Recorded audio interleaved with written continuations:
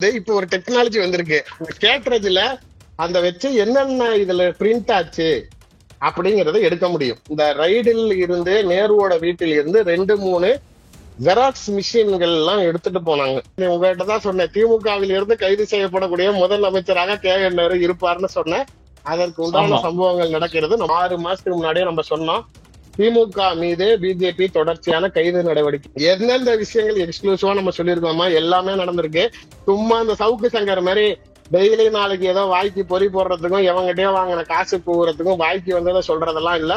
இந்த 900 கோடியை கணக்கு போட்டு ஆவணங்களையும் முழுமையாக அமலாக்கத்துறை சேகரித்த பிறகுதான் இப்ப எலெக்ஷனுக்கு முன்னாடி பல அமைச்சர்களை கைது நடவடிக்கை எடுக்கப்படுமா அப்படின்னா கண்டிப்பாக கே.என். நேருவை கைது பண்ண மாட்டாங்க. கம்ப்ளீட் பக்கா எவிடன்ஸ் கிரியேட் பண்ணி வச்சிருக்காங்க. எடப்பாடி பழனிசாமி கூட அவரோட பிரச்சாரத்துல தொடர்ச்சியா சொல்லிட்டு இருந்தாரு. ஐப்பெரியசாமி வீட்டுக்கு ரைடு வந்தப்ப கூட சொன்னாரு, இவங்களை நம்பிதான் தேர்தலை சந்திக்க போகுதுன்னு. யார் யாரெல்லாம் நீங்க வச்சிருக்கிறீங்களோ அவர்கள் அனைவரையும் நாளைக்கு கண்டிப்பாக பிஜேபி கையில் எடுக்கும். ஒண்ணுமே இல்லாத டெல்லியிலேயே அவ்வளவு பிரச்சனை வந்துருச்சு.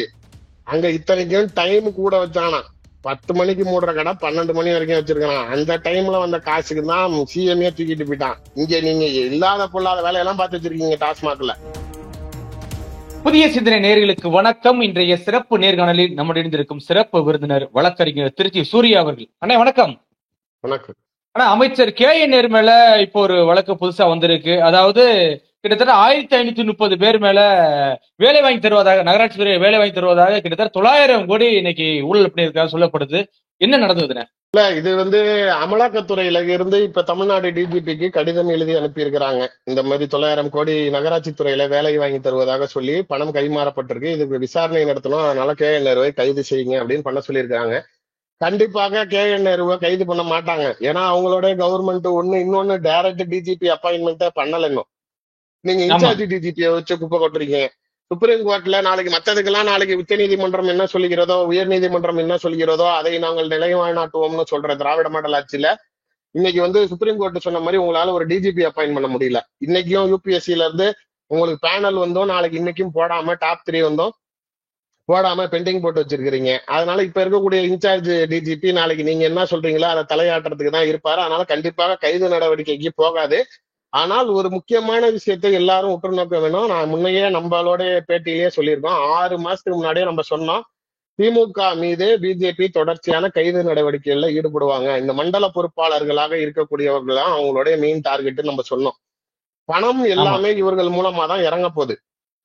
தமிழ்நாட்டுக்குள்ளார ஊழல் அப்படிங்கிறது சகஜமான ஒரு விஷயமாக இருக்குது. இங்க காஸ்ட் ஆஃப் பாலிடிக்ஸ் பெரிய விஷயமா இருக்குதுன்னு யாரு சொல்றா?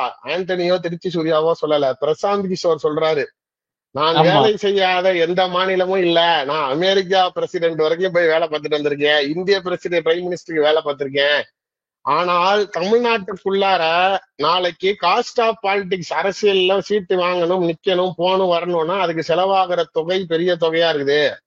அதற்கு அப்பாற்பட்டு எவ்வளவு பெரிய ஊழல் செய்தவனும் ஈஸியா நாளைக்கு திரும்பி காசு கொடுத்து ஜெயிக்கிற நிலை நாளைக்கு தமிழ்நாட்டுல நிலவுது. இங்க கரப்ஷனுங்கிறது ஒரு தப்பான விஷயமா தமிழ்நாட்டு மக்களுக்கு படலன்னு பிரசாந்த் கிஷோர் பேசின மாதிரி 1,76,000 கோடி ஊழல் செய்த ஆர் ராசா மீண்டும் 2 முறை மக்களால் தேர்ந்தெடுக்கப்பட்டு பாராளுமன்றம் சென்றிருக்கிறார் அப்படிங்கிற மாதிரி இன்னும்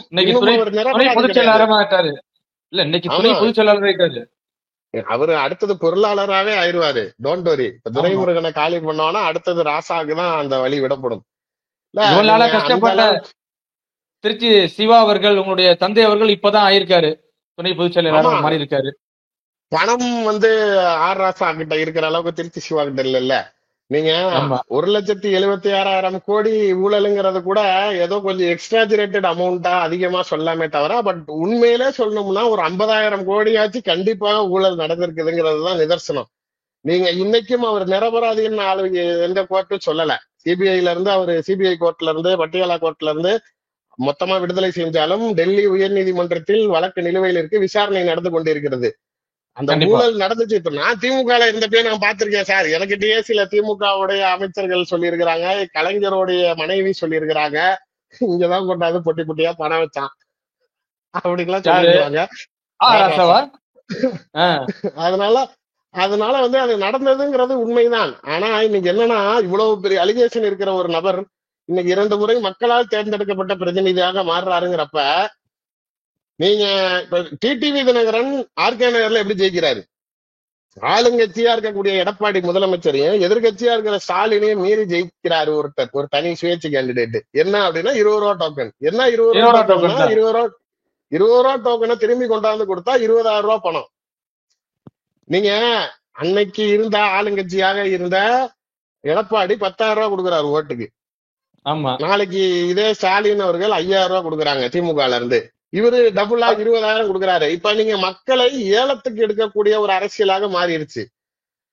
நீங்க மக்களுக்கு நல்லது செய்யறேன், என்ன செய்வேன், இல்ல தலைவருடைய தகுதி கட்சியோடைய தகுதியை பார்த்து வாக்களிப்பது போல யாரு ஓட்டுக்கு அதிகமா பணம் கொடுக்குறீங்க ஏலம் எடுக்கிறதுங்கிற மாதிரி ஆயிடுச்சு. நான் திமுகல இருந்தப்பயே பல இடங்கள்ல பார்த்திருக்கேன். ரொம்ப வசதியாக வாழக்கூடிய சொந்த வீட்டில் இருக்கக்கூடிய பலரை நாளைக்கு இன்னும் எங்க வீட்டுக்கு இன்னும் ஓட்டுக்கு காசு வரலைங்கன்னு கேட்கலாம். எனக்கு தரல. ஆமா, இத்தனை 300 ரூபாய் கொடுத்துக்கிட்டு இருந்தோம் அப்ப ஓட்டுக்கு. அதுக்கே நாளைக்கு சொந்த வீடு வச்சிருக்கிறான், வீட்டுக்கு 2 கார் வச்சிருக்கிறான், சண்டைக்கு வரான் எங்க வீட்டுக்கு காசு வரலன்னு. இன்னொரு பகுதி, நான் அந்த ஏரியா பேர சொல்ல விரும்பல, ஆனா ஒரு பகுதியில ஒரு 1000 பேர் வந்து ரோட்டை மறைச்சிட்டான். கலெக்டர் வந்துட்டாரு, எலெக்ஷன் அப்சர்வர் ஸ்பாட்டுக்கு வந்துட்டாரு, மக்கள் வந்து ஆர்ப்பாட்டம் பண்றான்னு. என்னன்னு அதுக்கு எல்லா கிராமத்துக்கும் பணம் கொடுத்துருக்காங்க, எங்க ஊருக்கு மட்டும் ஒருத்தருக்கு காசு கொடுக்கல அப்படிங்கிறாங்க. கலெக்டர் சொல்றாரு, டேய் இப்பெல்லாம் பேசக்கூடாதா, ஓட்டுக்கு பணம் வாங்குறது தப்புடான்னு. அதெல்லாம் முடியாது, எப்படா நீ மத்த ஊருக்கு கொடுப்ப, எனக்கு கொடுக்க மாட்டாங்கிறான். ஒதுக்கப்பட்ட ஊரா போட்டாங்களா? வாக்களிப்பது மக்களின் உரிமைங்கிறத மாறி வாக்களிப்பதற்கு பணம் வாங்குவது என் உரிமைங்கிற அளவுக்கு வந்துட்டாங்க. கண்டிப்பா அவ்வளவுதான். அதிகாரத்தில் இருப்பவர்கள் 4 வருஷம் சம்பாதிக்கிறது தனக்கு, 1 வருஷம் சம்பாதிக்கிறது அடுத்த எலெக்ஷனுக்கு அப்படிங்கிற மாதிரி ஆயிடுச்சு. எனக்கு உண்மையிலேயே ஒரு பயங்க. நீங்க இந்த பணம், இந்த வாக்காளர்களுக்கு பணம் கொடுப்பதை கூட தவிர்க்க முடியாத ஒரு சூழ்நிலையா மாறிடுச்சு. இது கூட எங்க போய் நிக்கும் நமக்கு தெரியாது. இன்னைக்கு ஒரு எம்எல்ஏ சீட்டுக்கு அப்படின்னா குறைந்தபட்சம் 50 கோடி ரூபாய் ஒரு கேண்டிடேட் கையில இருக்கணும். எம்பிக்குன்னா 100 கோடி ரூபாய் வேணும். எங்க போறது அப்படிங்கிற மாதிரி. அப்புறம் இவ்வளவு செலவு கொண்டு வரவன் தியாக அரசியல் பண்ணுவானா?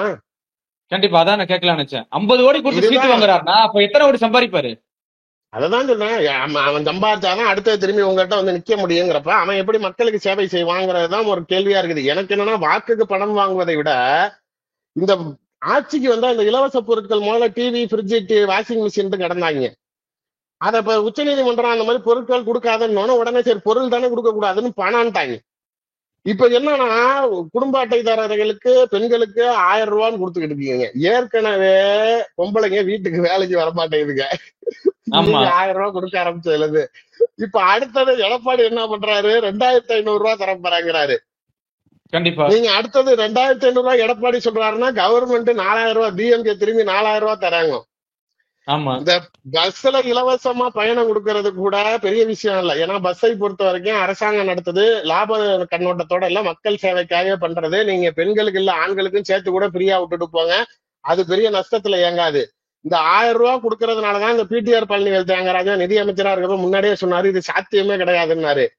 இன்னைக்கு அதை சாத்தியப்படாதுன்னு அவர் சொன்னதான், ஆனா நாங்க சாத்தியப்படுத்திட்டோம் பாருன்னு திமுக மாறுதட்டுது. அதனாலதான் 4 லட்சம் கோடி கடன் இன்னைக்கு 8.5 லட்சம் கோடியில நிக்குது. நீங்க 1000 ரூபாய் கொடுத்ததுக்கே 5 வருஷத்துக்கு 5 லட்சம் கோடி ஜாஸ்தி ஆயிடுச்சு. நீங்க 2500 ரூபாய் கொடுத்தா தமிழ்நாட்டோடைய கடன் எங்க போய் நிக்கும்னு பாத்துக்கங்க.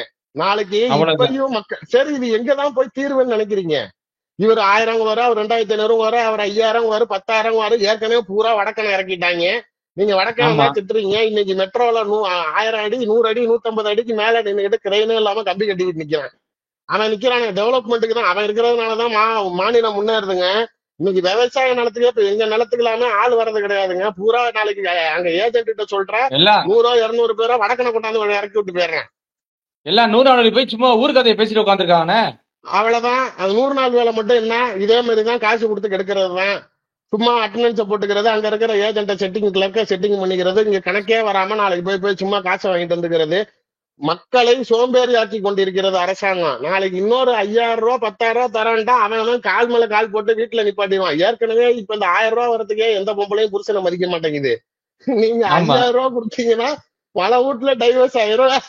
போடா இனிமே பல நமக்கு புருஷனை காசு வேணாம் ஒண்ணு. பல புருஷனை இழுத்து போட்டு அடிப்பாங்க. அததான் சொல்றேன், நீ வேணாம்டா நான் பாத்துக்கிறேன்டா என் குடும்பத்தை, எனக்கு மாசம் மாசம். இன்னொன்னு மக்களோட பார்வை, தேர்தல் சமயத்துல இவன் வந்துட்டு வெறும் 500 1000 கொடுத்துட்டு அப்ப மட்டும் நம்மகிட்ட காசு கொடுத்துட்டு ஓட்டை வாங்கிட்டு போயிடுறான். ஆனா பரவாயில்ல, ஸ்டாலினுக்கு ஓட்டு போட்டா மாசம் மாசம் 1000 தராங்கிறாருன்னு அவனுக்கு பிசினஸ் மாதிரி ஆயிருச்சு வாக்காளர்கள். இப்ப நாளைக்கு என்ன ஆமா, யோசிப்பான், ஸ்டாலின் 1000 தாண்டி தராங்கிறாரு, எடப்பாடி 2500 தராங்கிறாருடி அப்படின்ட்டு அடுத்த நிமிஷம் அங்கிட்டு போவாங்க.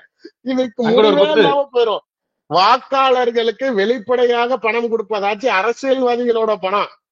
ஆனால் நீங்க இன்னைக்கு மாசம் மாசம் 1000 பணம் தரேங்கிறது அரசாங்கத்துடைய பணம், அரசாங்க கஜானால இல்லைங்கிறப்ப இங்க இருக்கக்கூடிய நாட்டை கூறு போட்டு வங்கிகள்ல நாளைக்கு அடமானம் வச்சு நிதியை வாங்கி கொடுக்குறீங்க. இது நாளைக்கு முன்னாடியாச்சும் ஏதாவது இவங்க கரப்ஷன் பண்ற பணத்துல வந்து இருந்துச்சு. இப்ப அரசாங்க பணத்துல இருந்து காசு போய்கிட்டு இருக்கு. இதுக்கு நாளைக்கு எங்கேயுமே ஒரு நல்ல தீர்வு வராது. பிஜேபி மாதிரியான கட்சிகள் கூட ஆகா இது நல்ல திட்டமா இருக்குதுன்னு அவன் கொண்டு போய் வேற மாநிலத்துல எல்லாம் நாளைக்கு இப்ப பீகார்ல கூட ஏதோ 2000 தரேன் இருக்காங்க, கர்நாடகால 4000 தரேன்னாங்க. இது மாதிரி ப்ராஜெக்ட் நல்லா இருக்குது, பிரசாந்த் கிஷோரோட ஐடியா தான் ரைட் இது, அதனால தமிழ்நாட்டுல ஒர்க் அவுட் ஆச்சு நம்மளும் ட்ரை பண்ணுவோம்னு சொல்லிட்டு எல்லா மாநிலத்துல இருக்க மக்களையும் கெடுக்க ஆரம்பிச்சிட்டீங்க. எங்க போய் இது நிக்கும்னு தெரியலங்கிற மாதிரி அரசியல்வாதிகளுக்கு ஊழல். வரப்போற தேர்தல் 2026 சட்டமன்ற தேர்தல்ல எல்லா அக்கௌண்ட்லயும் பணம் உழுவ போதாம்னே.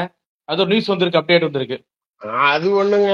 இன்னொன்னு, நீங்க அதெல்லாம் வந்து ஆதாருக்கு இந்த கான்டாக்ட் இருக்கிறதுனால ஈஸியா போட்டுடலாம்னு நினைக்கிறாங்க. அக்கவுண்ட்ல பணம் போடுறது கட்டாயம் தான். நீங்க தேர்தல் சமயத்துல வாக்காளர்களுக்கு பணம் கொடுத்துதான் ஆகணும். நீங்க பணம் எங்க போய்கிட்டே இருக்குது, ஏலம் ஜாஸ்தி ஆகிக்கிட்டே இருக்குது. நீங்க 2000 4000 6000 8000 கடைசியா அந்த பிம்பிளிக்கு பிளாப்பு எப்ப தெரியுமா வரும்? மொத்தமா தமிழ்நாடு கஜானா காலியாகி கடன் இங்க முழுகி இருக்கிறவன் எவனுமே நாளைக்கு தொழில் பண்ண முடியாம இங்க இருக்கிறவங்க பீகாருக்கு பெட்டி தூக்கிட்டு போடாங்கிற நிலைமையிலதான் இங்க நாளைக்கு மக்கள் நாளைக்கு திருந்துவான். இல்லைன்னா இது ஏலம் விட்டுக்கிட்டு இது ஏறிக்கிட்டே தான் போய்கிட்டு இருக்கும். தமிழ்நாட்டில் வாழக்கூடிய சூழ்நிலை இல்லைன்னு இங்க நாளைக்கு எல்லாரும் இழந்து நாளைக்கு வேற இடங்களுக்கு மாறுற நிலைமை வர வரைக்கும் இவங்க கொண்டு போய் தெருல நிப்பாட்டிடுவாங்க. இது நாளைக்கு நல்ல கண்ணோட்டமான்னு பாத்துக்கோங்க.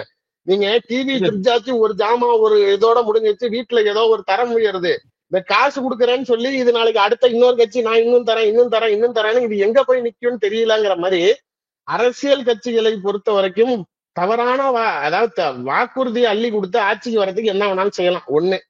ரெண்டாவது, நாளைக்கு நம்ம திரும்பி பதவி வாங்கணும், நம்ம திரும்பி நாளைக்கு ஜெயிக்கணுங்கிறதுக்கு என்ன வேணாலும் ஊழல் செய்யலாம் அப்படிங்கிறது ரெண்டாவதா போயிருது. கே நேருவை பொறுத்த வரைக்கும் நம்ம முன்னாடியே சொல்லியிருந்தோம், குஜராத்தில் இருந்து சில ஐடி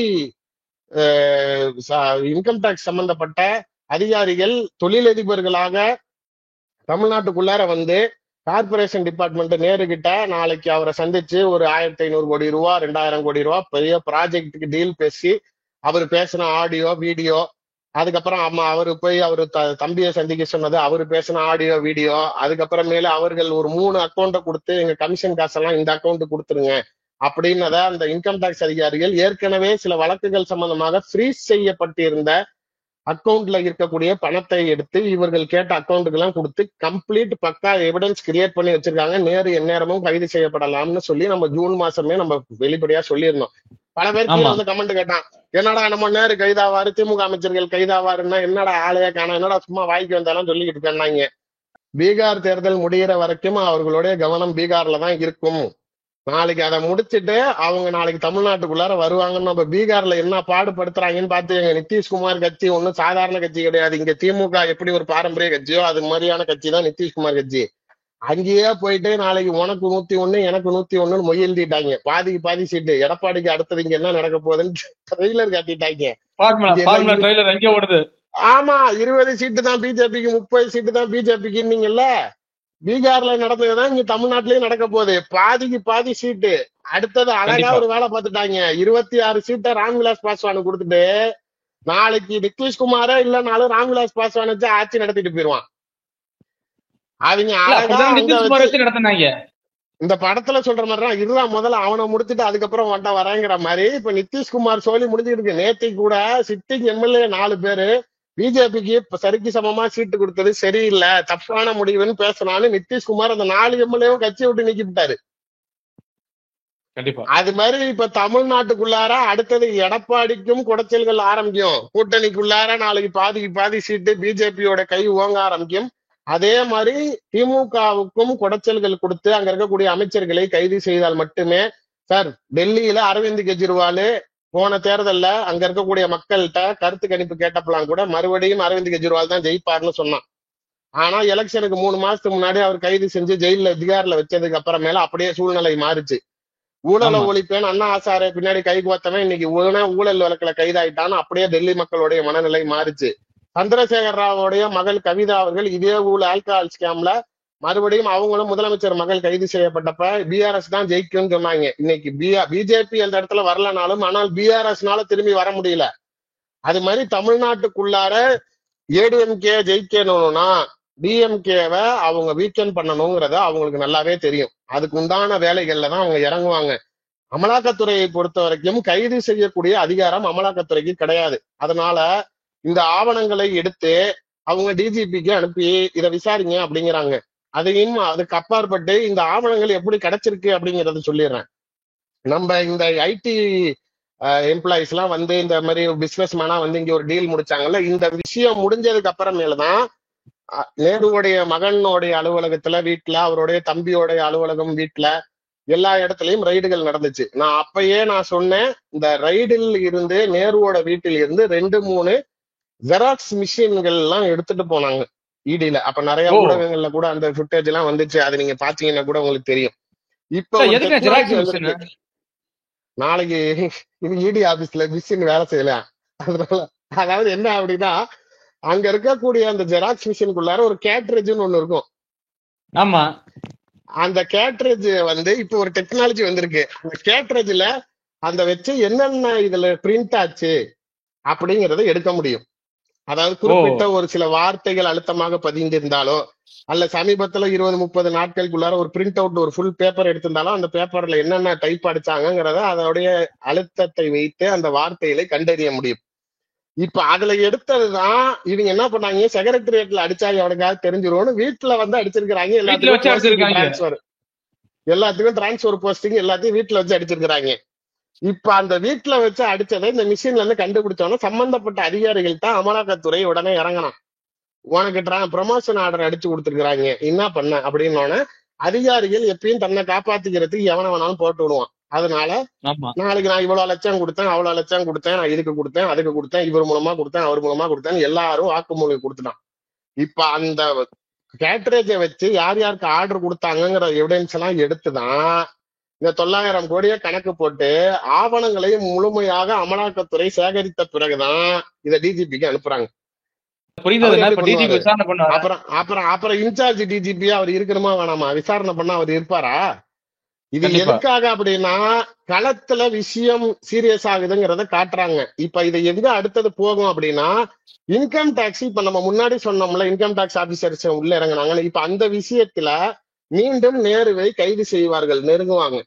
அப்ப என்ன பண்ணுவான் இடி, சார் ஏற்கனவே எங்க கிட்டயும் ஒரு கேஸ் பெண்டிங் இருக்கு, நாங்க அங்க போலீஸுக்கு டிஜிபிக்கு அமிச்சோம், அதுல டெவலப்மெண்ட் இல்லைன்னா அந்த கேஸ் அப்படியே இன்கம் டாக்ஸ் ஹேண்ட் ஓவர் பண்றப்ப இந்த கேஸோட அந்த கேஸ் அட்டாச் பண்ணிடுவோம். இப்ப எலெக்ஷனுக்கு முன்னாடி பல அமைச்சர்களை கைது நடவடிக்கை எடுக்கப்படுமா அப்படின்னா எடப்பாடி பழனிசாமி கூட அவரோட பிரச்சாரத்துல தொடர்ச்சியா சொல்லிட்டு இருந்தாரு. ஐ பெரியசாமி வீட்டுக்கு ரைடு வந்தப்ப கூட சொன்னாரு, ஐ பெரியசாமி வீட்டில் ரைடு நடக்குது, கூடிய விரைவில் திமுகவுடைய பல அமைச்சர்கள் வீட்டுக்குள்ளார ரைடு வரும் அப்படின்னு சொன்னாரு.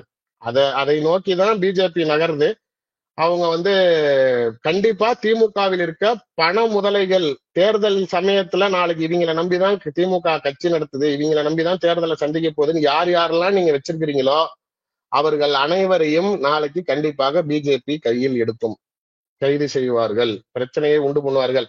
பிஜேபி ரொம்ப தெளிவா இருக்கிறாங்க. தேர்தல் சமயங்கள்ல டெல்லியில் எந்த கலவரம் நடந்துச்சோ, தெலுங்கானாவில் என்ன கலவரம் நடந்துச்சோ அதே கலவரம் கண்டிப்பாக தமிழ்நாட்டிலையும் நடக்கும். திமுகவை சார்ந்த அமைச்சர்களோ முதன்மை குடும்பத்தை சார்ந்தவர்களோ டாஸ்மாக் ஊழல் கூட நீங்க நினைச்சுக்கிட்டு இருக்கீங்க. உச்ச நீதிமன்றத்துல போன வாரம் கூட விஜய் கேஸ் வரத்துக்கு 2 நாளைக்கு முன்னாடி கூட அங்க போய் இடி வந்து நாளைக்கு எங்களுக்கு அந்த ரைடு பண்றதுக்கு உண்டான அதிகாரத்தை இந்த ஸ்டேவை கொஞ்சம் விலக்கி கொடுங்கன்னு கேக்குறாங்க. இவங்க தமிழ்நாடு கவர்மெண்ட் மறுபடியும் உள்ள போய் கட்டைய போட்டு இடியை கேன்சல் பண்ணு, வரவிடாத அந்த ஸ்டேவை நாளைக்கு சஸ்டெயின் பண்ணுன்னு திரும்பி இவங்க போறாங்க. இவங்க எந்த அளவுக்கு அவர்களை எந்த பிரச்சனையும் கொடுக்க விடாத பண்ணணுங்கிறதுல திமுக திரும்பி எல்லா வேலையும் பண்ணிட்டு தான் இருக்காங்க. தப்பு பண்ணல, ஊழல் நடக்கல, எதுவும் நடக்கலன்னு சொல்றவங்க ஏன் இவ்வளவு முட்டை கொடுக்குறீங்க? ஒண்ணுமே இல்லாத டெல்லியிலேயே அவ்வளவு பிரச்சனை வந்துருச்சு. அங்க இத்தனைக்கும் டைம் கூட வச்சானா 10 மணிக்கு மூடுற கடை 12 மணி வரைக்கும் வச்சிருக்கான். அந்த டைம்ல வந்த காசுக்கு தான் சிஎம்ஏ தூக்கிட்டு போயிட்டான். இங்க நீங்க இல்லாத பொல்லாத வேலையெல்லாம் பார்த்து வச்சிருக்கீங்க டாஸ்மாக்ல. 24 ஹவர்ஸ் ஓடுது. ஆமா, 24 ஹவர்ஸ் ஓடுது, இல்லீகல் பாட்டில் ஓடுது, கலப்பட பாட்டில் ஓடுது. நாளைக்கு எல்லாம் தனிநபர்கள்கிட்ட போய் தவறான பணமா சேருது. அதுக்கப்புறம் அது படமா திரைத்துறையிலுள்ளார போது பெரிய படமாக மாறுகிறது. அந்த பணங்கள் எல்லாம் அப்படியே நாளைக்கு இல்ல மணி லாண்டரிங் ஆகுது. எல்லா வேலையும் பார்த்துட்டு போய் முட்டு கொடுக்குறீங்க. அதெல்லாம் நாளைக்கு எல்லா முட்டையும் உடைச்சிட்டு நாளைக்கு திரும்பி குடும்பத்தை சார்ந்தவர்கள், முதன்மை குடும்பத்தில் இருப்பவர்கள், திமுகவோட முக்கிய அமைச்சர்கள் முதற்கொண்டு எல்லாருக்கும் பிஜேபியினால் குடைச்சல்கள் ஆரம்பிக்கும். நான் சொன்னப்ப எல்லாரும் அதுக்கப்புறம் இவ்வளவு நாள் எங்க போச்சுன்னு கேட்ட கமெண்ட் கீழே போட்ட அவ்வளவு கமெண்டாட்டிக்கும் சொல்லிக்கிறேன். ஜூன் மாசம் சொன்ன கேஎன்ஆர் கைது செய்யப்படுவார்னு. இப்ப அதற்கு உண்டான சூழ்நிலைகள் ஏற்பட்டிருக்கிறது. கண்டிப்பாக திமுகவில் இருந்து உங்களுக்கு ஞாபகம் இருக்கும் ஆண்டனி, உங்ககிட்ட தான் சொன்னேன், திமுகவில் இருந்து கைது செய்யப்படக்கூடிய முதல் அமைச்சராக கேஎன்ஆர் இருப்பார்னு சொன்னேன். அதற்கு உண்டான ஆமா. சம்பவங்கள் நடக்கிறது. நம்ம சொல்றதுதான் நடக்குது. எந்த இடத்துலயும் சரி, நம்ம சொன்னது இந்த இடத்துல நடக்கலன்னு யாருனாலையும் சொல்ல முடியாதுங்க. நான் சீரியஸா ஒரு வீடியோவே ரெடி பண்ணலாம்னு இருக்கேன். எல்லா டேட்டையும் கண்டிப்பா. போட்டு எப்ப நம்ம எந்த சம்பவத்தை சொன்னா அதுக்கப்புறம் எந்த தேதியில இந்த சம்பவம் நடந்துச்சுங்கிற வரைக்கும் விஜய் அரசியல் கட்சி ஆரம்பாருங்கிறதுல என்ன ஆரம்பிச்சு எந்தெந்த விஷயங்கள் எக்ஸ்க்ளூசிவா நம்ம சொல்லியிருக்கோமா எல்லாமே நடந்திருக்கு. சும்மா இந்த சவுக்கு சங்கர் மாதிரி டெய்லி நாளைக்கு ஏதோ வாய்க்கு பொறி போடுறதுக்கும் எவங்கிட்டயோ வாங்கின காசு கூறதுக்கும் வாய்க்கு வந்ததை சொல்றதெல்லாம் இல்ல. உண்மையிலேயே நம்ம சொன்ன தகவல் அதிகாரப்பூர்வ தகவல். இப்ப நாளைக்கு நேரு கைது செய்யப்படுகிறாருங்கிறது தான் உண்மையா இருக்கு.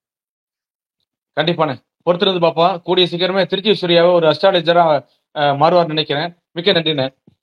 நன்றி.